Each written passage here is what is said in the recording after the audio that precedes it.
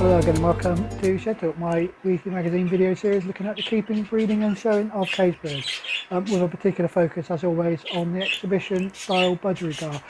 Well, as I said in the last episode, this one's going to be a little bit shorter than usual because I am really busy at work, and I think I apologised in the last video for that, but I am very busy at the moment, so you don't have a lot of time in the shed. Which leads me on to the first thing that we're going to talk about, which was something that I very nearly missed in cage one. So let's go over there now and have a look at it.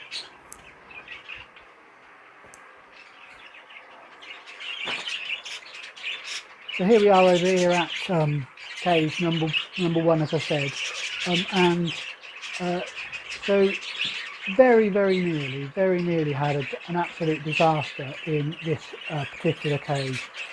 Like I say, I've been very busy at work, and most of the time spent in here I've just been coming in, quickly checking on them, feeding them, doing that sort of thing. I carried on doing nest box checks as I always do, so you know, when I got to cage one and I put the new seed in there and the new soft food in there, I would tap the back of the nest box, hen would pop out, I would check the nest box and then put the nest box back, because the main reason for checking this one is that I was expecting this hen to start laying fairly soon, because you may remember in the first round she laid, I think it was 3 eggs, or one on the bottom of the cage, one that was clear and one that was full.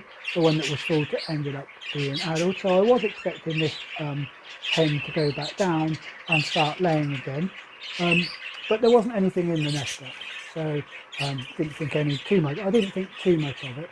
Anyway, about 3 days ago, I came in, was doing the normal check, exactly the same as normal, tapped the back of the nest box, hen came out, I checked inside, nothing, put it back, hen went straight back in the nest box, and just because I thought that there was something slightly unusual about this, the hen was not spending any time out of the nest box at all. So she, you know, I tapped her out, she came out, wasn't interested in the cockbird, wasn't interested in the seed or the new soft food that I put there, but went straight back into the nest box. So I suppose it sort of clicked a little bit with me. I thought something wasn't quite right. So I tapped her back out again, and caught her up and had a quick look at her, and it became very clear that she was very dirty around the vent area, so it was completely covered, which I hadn't spotted because I was, you know, in my rush, because of the limited time I had down here, I hadn't spotted it previously. So I got some warm water and gently began clearing it away, so it cleaned up relatively easy, but it became apparent that that the whole of the vent area had become completely clogged, because as I cleared the dry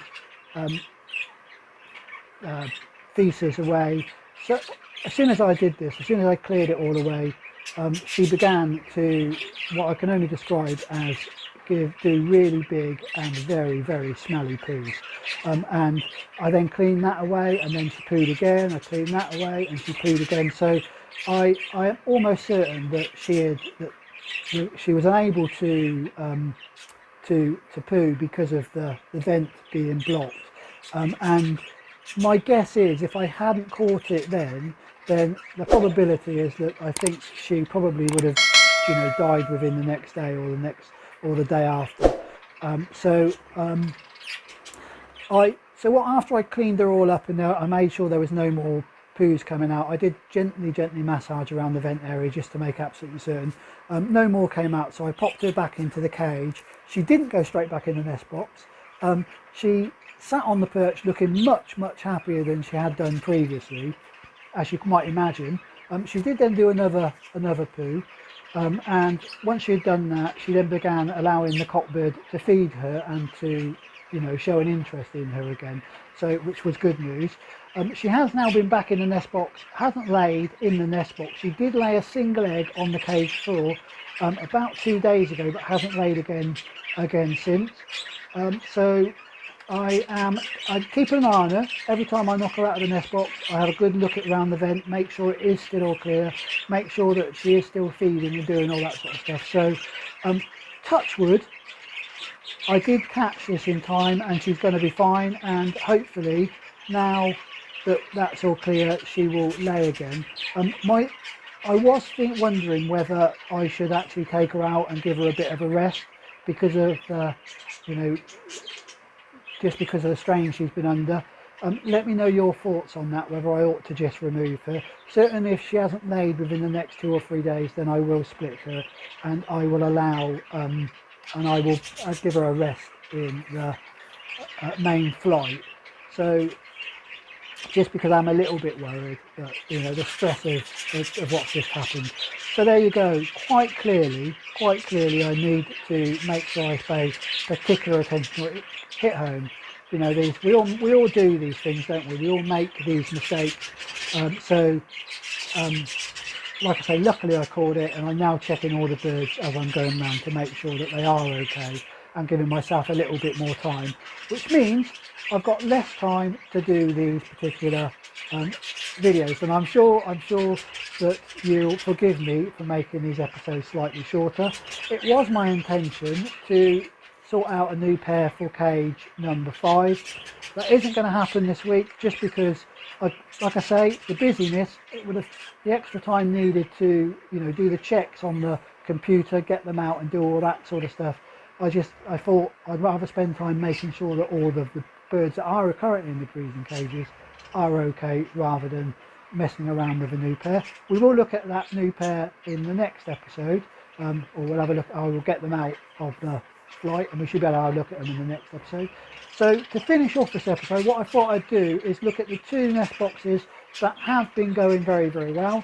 Firstly, cage number 2, where we have 3 chicks in there. We'll have a look at those, have a quick look at the colour and what I think they're going to be. And finally, those of you that follow the Facebook and Instagram page will know that we did have one more new egg in one of the other nest boxes, and we'll have a look and we'll find out which one that is. So here we are then. This is the 3 chicks that you should all be fully aware of. They're the ones out of cage number 3. I shan't keep them out too long. I know Mum's waiting to feed them. So the first one is the oldest one, is this normal light green. You can see from the feathers, darkness of the, or black, dark grey feathers in the wings. And we can just make out that they're going to be the normal style of cheek patches, and certainly from the tail and the back of the bird you can see that this bird's going to be a normal light green. By comparison, if we have a look here at the cinnamon, so you can definitely see the cinnamon in the wings there, the browny cinnamon colour of the wings. This bird it looks to me like it's going to be a dark green. You can see there on the base of the tail there, it looks like it's going to be a dark green. My initial thoughts when I looked at it, and from the cheek patches, was that it might be a grey. Don't know if you can see that, but neither Mum or Dad are grey, so it can't possibly be a grey, so it must be a dark green is my guess. So we'll pop the cinnamon back in and we'll look at the baby of the bunch, who is, I think you can all agree, going to be Blue Series. Definitely got white in the wings, so it's definitely, you can see the white where the yellow should be. Definitely going to be Blue Series. Can't yet tell really whether it's going to be dark blue, or, you know, a cobalt or a sky blue, or I can't tell that yet.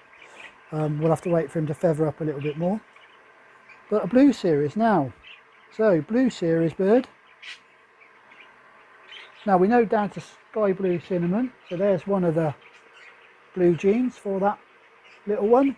What about the other? Well, we know Mum is from the blue family, and with that in mind, we know she's also split for blue. So there we go, that's where the Blue Series bird has come from. Right then, time to pop these back in and let Mum finish feeding. And finally then, we're off to cage number, any guesses?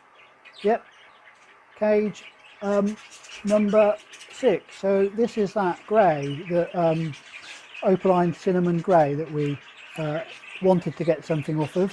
Finally started laying after all this time. It was worth the perseverance. She has now laid 2 eggs, so rather than the one. Those of you, like I say, those of you watching who have looked at the Facebook page or the other social media will know that I did post a picture of the single egg, but she's now laid 2 eggs. So we'll give it a few days and then we'll be able to see whether any of these are full or not. But let's hopefully they will be full.